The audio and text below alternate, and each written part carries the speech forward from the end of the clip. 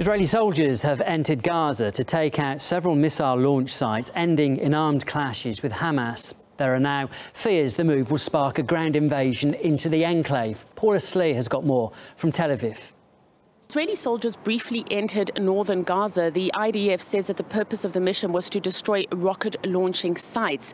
We understand that there was a brief exchange of fire during which 4 Israeli soldiers were lightly wounded, but the army has since returned to Israel.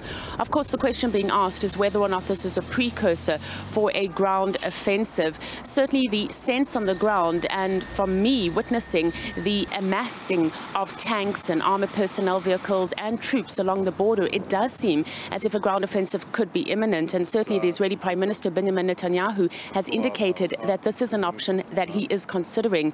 The word from the Israeli army, however, is that they are ready for a ground offensive, but that ultimately this is a political decision.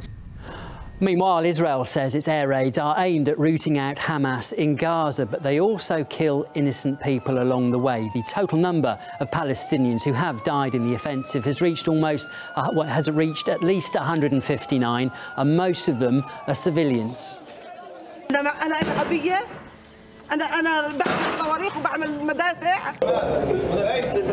لا سمعنا صوت صاروخ ولا حاجة.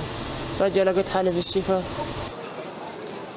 Israel launched the offensive on Tuesday and is claiming it only targets Hamas militants. Meanwhile, the United Nations is calling for a ceasefire, saying that most of the casualties are civilians. But Israel is vowing to press on with its campaign until Hamas stops its rocket attacks.